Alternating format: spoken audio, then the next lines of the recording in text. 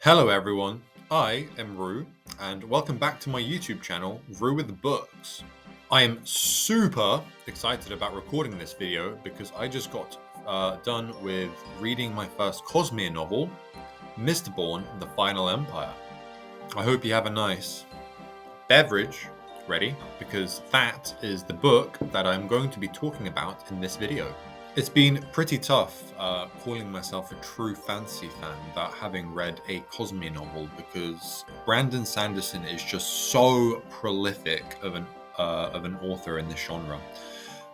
In fact, the Cosmere novels are a pretty solid entryway for modern fantasy fans into the genre. If I had the telepathic power to be able to look at someone on the street and tell whether they were a fantasy fan or not, and then, if they were a fantasy fan, proceed to walk up to them and ask them, hey, what got you into the fantasy genre? I'd say it'd probably be a pretty 50-50 split in 2025, whether it was Lord of the Rings or a Brandon Sanderson novel, whether that was Mistborn or Stormlight Archives or one of the more standalone ones. And I think that is the power that Brandon Sanderson has. When a new Brando Sando novel drops, a whole legion of fans just storm all the way to their local bookshop and acquires copies. He's a day one author for a lot of people. I finally got to see and begin to understand what all the hype is about. So now I get to talk about and share my thoughts. Before I begin getting into the book itself, please take a quick moment to press that like button. It helps small potatoes booktubers like me with the algorithm, and each like makes an absolutely colossal difference. So please help me out. And if you like books and booktube, be sure to press that subscribe button too. I upload once and sometimes even twice a week. In a world in which the bad guy won the big battle between good and evil and has been ruling as an evil tyrant for over 1,000 years, we follow Kelsier, a Mistborn. I will talk more about Mistborn in the magic section. Kelsier is trying to spark flames of rebellion by congregating the powerful underworld elites, planning a coup that could finally, after many failed attempts over the years, overthrow the Lord Ruler. But it's certainly a long shot. The reason that a rebellion is necessary is because the population is split into two categories: the nobility and the Scar. The nobility get to live in humongous mansions and strongholds and castles, eat the most delicious food with the best ingredients, and wear the finest, most comfortable clothes made of the best silks and linens. On the other hand, the Scar are an enslaved people. Just like sheep or cattle, they are the property of the Lord Ruler, seen as less than human. They are overworked, beaten for as little of a reason as giving a certain look, sodomized by their owners and tossed aside, murdered after with no repercussions for the offending party. In the midst of planning his rebellion, Kelsier discovers Vin, a street urchin who is part of a non-magical thieving crew. He sees that she has an unnurtured, latent power within her that could be the key to success for his rebellion. Therefore, he takes it as his mission to be her mentor, teach her the ways of a Mistborn, all while going on covert missions of espionage himself. The plot in this book is overall pretty simple. It stems basically to organize a rebellion and then execute the rebellion. It's pretty much a heist book when you think about it. I feel like in a lot of heist books or media in general, we don't see the planning until after the deed is done, because it's kind of more fun to have the big action, high stakes, thrillery part without the knowledge of how it was planned, and then in hindsight showing all the planning and stuff after. Mistborn, The Final Empire, does the opposite, in which we follow all of the characters going through the planning phase, the hiccups, the twists and the turns along the way, and it makes it all the more exciting. I don't think that the plot being simple in this book was a negative aspect. unless you're a heavily focused plot reader. I say this because genres like contemporary fiction have a lot of books which basically have no plot at all, and we just follow a character or a set of characters throughout their life and see the experiences that shape them into the people that they are to become. The argument could be made that for fantasy books, plot matters more. I'm inclined to agree with you, and that's why there is some semblance of a plot in this book. I think that the plot in this book is executed pretty well. It's pretty medium length for a fantasy book, clocking in at somewhere between 500 and 600 pages, and I found that the pacing was pretty good throughout. It's not quite just a rapid, breakneck speed as in a series like The Faithful and the Fallen or Dungeon Crawler Carl, but if you read for maybe an hour a day, a considerable amount of stuff can happen in that time, keeping you glued to the pages. There are moments in which the plot stagnates because we skip to explorations of the magic system, see bits of character progression, or just take a quick breather to get short bursts of world building. When we do get advancements in the plot, it's always super exciting, in the way that thinking about your favorite series is, or theorizing about what you think will happen next, because a plan is never bound to go 100% correctly. It's just purely impossible to predict all the different factors surrounding something like that. I think the world building in this book was very good. I'd go as far as saying that the world building was incredibly fleshed out and done absolutely fabulously. Brandon Sanderson has really gone the whole mile, employing a bunch of different world building devices to build a timeline for his world, as well as give a feel for how it looks and it is to live inside it, as well as making it interesting. If you're into maps and graphics inside the book, he has maps for the world, as well as infographics detailing the magic system, if you like the visual aspect in that kind of way, and in case you're prone to forgetting. I don't think that the infographics for the magic system are that necessary because it's not an incredibly complex magic system, but it's definitely nice to have, especially if you like to jump around multiple books and need a refresher when you come back. Brandon Sanderson explores what has happened in the lead up to the current situation through little lore expositions at the start of every chapter. They are very, very brief, and it felt kind of like reading the lore dumps you get during the loading screens of the Souls games. There is even a book that was found in the Lord Ruler's Palace during the book. That book gets translated from a different language in live time as you read the book. So instead of having a long lore dump that overstays its welcome, you get bits and pieces that keep you hooked and interested in terms of how the world got to the state that it's currently in. And we get references to other cultures, how long they live their lives through old extinct religions, mentions of old no longer used languages. It made the world feel more believable, and I really like that about the world building in this book. And in fact, that was actually a criticism that I had for The Faithful and the Fallen, where all of these different cultures that coexist just didn't feel very different to each other. So it's almost like they were all the same people, as opposed to people from different countries and stuff. Sanderson also invents multiple unique types of people and creatures that evolved due to the current circumstances, like the Mistwraiths that appeared in the introduction of the Mists that appear cyclically every night. We also get the Obligators and Inquisitors, who are in a league of their own. They're kind of like above the nobility in importance and their own strengths and weaknesses, being heavily involved with the Lord Ruler's government. And for example, like the Inquisitors, they have like these metal spikes in their eyes and stuff, and they're a lot more tough and resilient than just the regular nobility, even if the nobility are Mistborn. So I found that to be super, super cool. A lot of stuff is teased about what could happen in the following books through Sanderson's use of world building, with mentions of ancient myths and legends, keeping me excited to read more.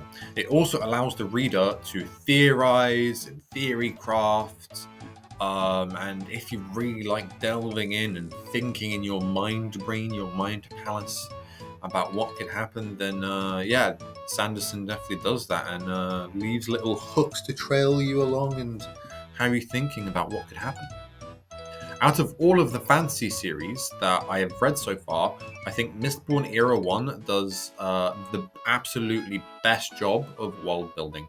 But it could be dethroned in that regard. Who knows? We shall have to see in my fantasy adventure. The magic system in this book is awesome. People consume vials containing different metals, and each one of those metals gives the user like different powers. There are two types of magic user in this book. Oh, I guess three, but I'll get into the other one later. Mistings, who can use one of the 8 primary powers, and Mistborn, who can use all 8. It's implied that these powers are passed down genetically, but can vary in generations or be skipped, for example. You get different amount of use for each of the metals because they burn at different rates, adding a layer of scientific rigor into the mix. If you're a fan of hard magic, that is fairly easy to grasp and understand. This series has a pretty good magic system for you. There are 8 primary metals, 2 additional ones, and a fabled mythical extra one that might eventually be very important. It's even teased that there could possibly be more undiscovered ones. It's kind of like the periodic table that never ends because at this point humanity is just inventing more and more new metals that are very unstable and can pretty much just exist for microseconds at a time before, doing their thing. Random tangent. The metals tend to work in pairs. For example, there is a metal that can soothe somebody's emotions, making them more prone to manipulation.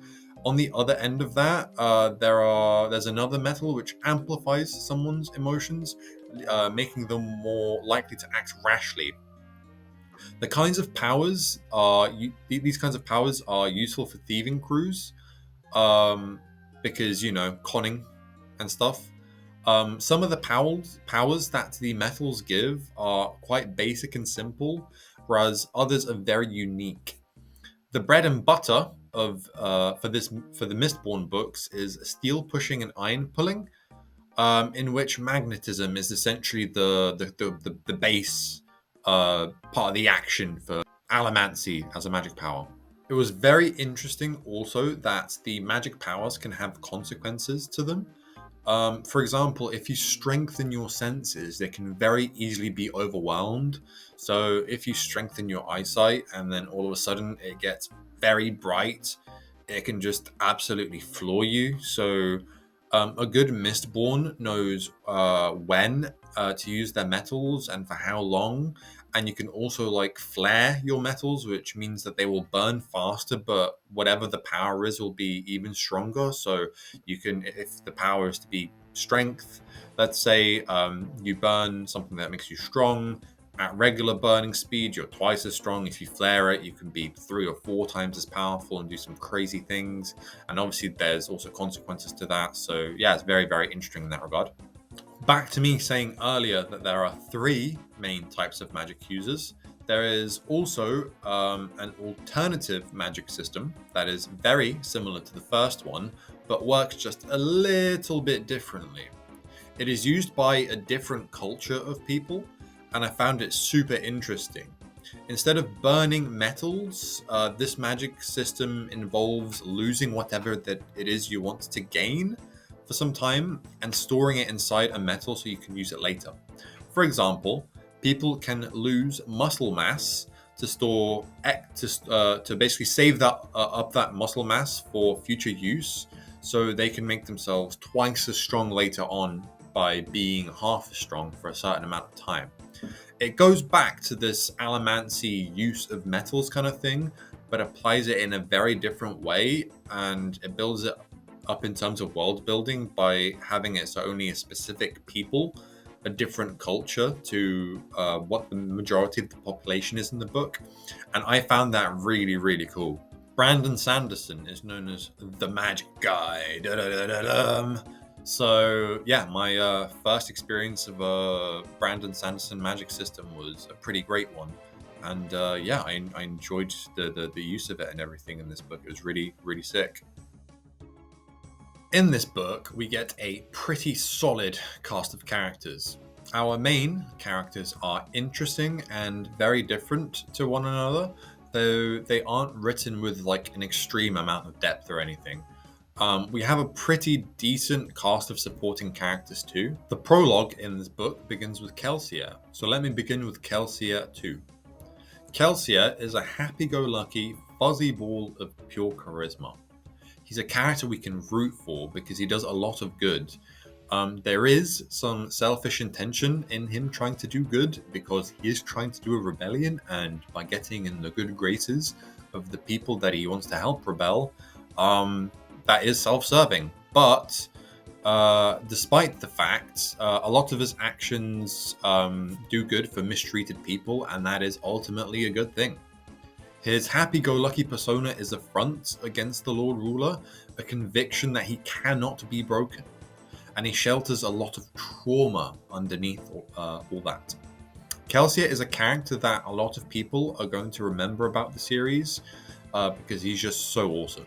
The second main character in this book is Vin. As I previously mentioned, she has an ability that means she could be the key to a successful revolution. Throughout this book, Kelsier teaches her the ways of a Mistborn. Mistborn Scar are incredibly rare, so her assistance is a major boost for the side of the downtrodden. She carries a lot of trauma around with her that makes her incredibly distrustful. We see the most character progression in her throughout the book as she becomes more confident, learns a lot of lessons about life, makes a lot of mistakes, but also learns from them. After a brief amount of training, she ends up with her own monumental role in the rebellion. And while it wasn't super high stakes, it was pretty interesting, and I enjoyed her POV a lot. Another aspect of her POV that I really enjoyed was that we get to see her tough exterior break down a bit over time as she finally meets good people that she can trust and can work alongside. And I like that because it felt kind of cozy and heartwarming. The final character that I want to talk about with any real depth is Sazed, or Saze for short. And the reason I want to talk about him is because he deserves a little bit of spotlight. Sazed is really, really sick in this book, actually. He is a keeper, someone that can use the alternative magic system that I mentioned earlier. His culture typically acts as servants for nobility. That is kind of because they've been subjugated throughout time. But he has joined the revolution, as his talents can be used for better. Well, they can be used better for the opposition, as opposed to for the nobility and the likes. The backstory for his culture is very shocking and sad, which made me love Sazed all the more. His culture keeps the lost languages and religions alive by storing it in their memory. So, in case of a successful revolution, all that lost knowledge can be shared back with the general population. And they go back and kind of share this information between themselves to spread all the important information between themselves so it can all get back out faster in case of a successful revolution. Before I say goodbye to the character section of this video, I want to talk briefly about the other characters. There was an exploration of the nobility with the idea that it's not all completely black and white being important, because not all of the nobility are super evil. And it was an interesting idea that puts Vin and Kelsier at odds with each other because of Vin's character arc and story arc in this book, putting her in close contact with the nobility a lot. The main area in which I was a little disappointed in this book was that all these underworld elites that Kelsier recruits, they didn't have as much of an important role to play in the story as I initially thought they would have. They were, for the most part, shoved back and had very minor roles to play. It was very easy to forget that they were even doing stuff. I think this was mainly due to the kind of like lone wolf natures of Vin and Kelsier as Mistborn, not getting the others involved in the more high stakes and dangerous stuff.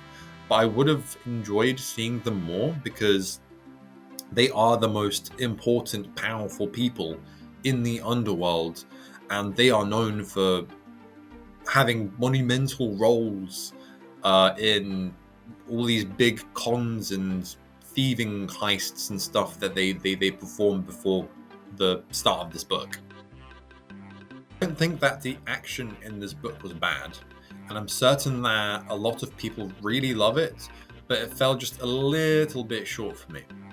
I think the main issue for me in some scenes was that I was getting a bit lost in the environment as it plays a big part in the action. I couldn't picture how the Mistborn were using the environment in their combat because they have, because of the magnetism which I described earlier, they're like pushing and pulling metals that are part of the environment. And yeah, I guess it just made me feel a bit lost and confused.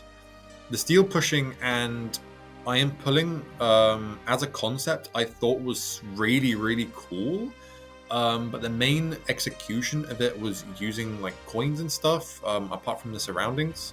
And the coin stuff I thought was just a little bit lame, especially when other mistings were being more physical in their combat and using weapons such as glass daggers. When I wasn't lost, the action scenes felt fluid. Mistborn are able to switch from metal to metal, gaining various different powers as they do so. This means that they are able to chain different abilities, which leads to exciting battles. When I wasn't confused with the magnetism powers, this chaining of stuff, as well as the running and evading attacks, was written well and very exciting.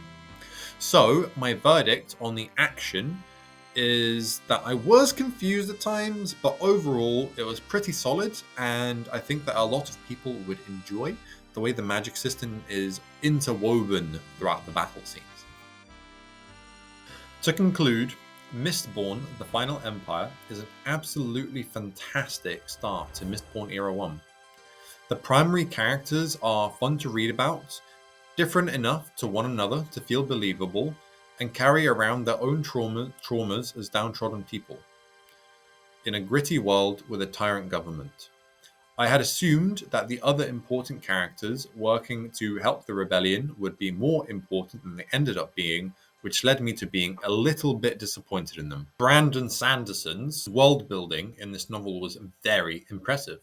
He employs a variety of different world building devices which paints a vivid picture as to what the world looks like, and lets me empathize with how the average person feels within this world, and teases a lot of events in the world that were important in the lead up to the current day, which builds history.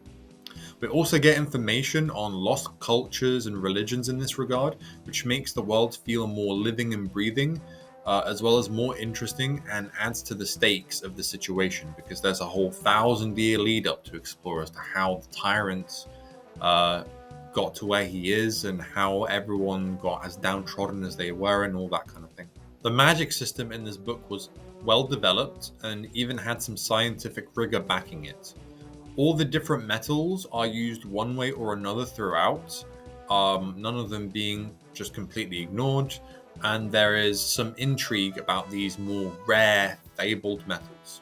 For the most part, I enjoyed how the magic system was used throughout the action scenes, but I couldn't always picture how the most interesting part of it was used to alter the environment. When different aspects of the magic system were interwoven through action sequences, it felt fluid, easy to understand, and was exciting. I want to start a new segment for my reviews which deploys a new rating metric. I want to call this the Cozy Comfort Matrix. Whether something is high or low quality, in my opinion, is self-explanatory, and whether something is high or low feel good is mainly an indicator of the vibe for the book. If something is low on the feel good scale, it does not mean that it's bad. It mainly means that you should be wary that in certain moods you may not enjoy it. This book is relatively high in quality, but hasn't necessarily maxed out on that scale due to the characters, the character issue I discussed, and the action sequences issue I discussed. This book is pretty feel good, however. It doesn't max out on the scale like some cozy fantasy does, for example, but despite it being set in a hard, gritty world, there was some optimism about it that made it feel not depressing with the hope of overthrowing awful regime. It's kind of hard to explain, but prose also plays an important part in how feel good something is. And Sanderson's prose itself felt pretty feel good, which contributed to it feeling somewhat cozy, despite how grim the world is. The book was a very enjoyable first entry to Mistborn Era 1. It made me excited to read more, which is the most important thing. But there were a few things that could have made it a bit better for me. Therefore, overall, I rate the book 4 stars out of 5. Thank you everyone for watching. I hope that you have enjoyed this review. If you have made it this far into the video, you have a high patience statistic on your character sheet, and more people should be more like you. If you've read this book, let me know what you have thought. Did you agree or disagree with my opinions? What did you rate it? If you have not read this book, have I convinced you to read it, that it's worth your time? Whether you have read this book or not, I would also love to hear about what you're currently reading, so be sure to put that in the comment section below. You can be a contributor to our new BookTube community if you so wish. Anyway, that's me with another book review. So until next time, Rue out.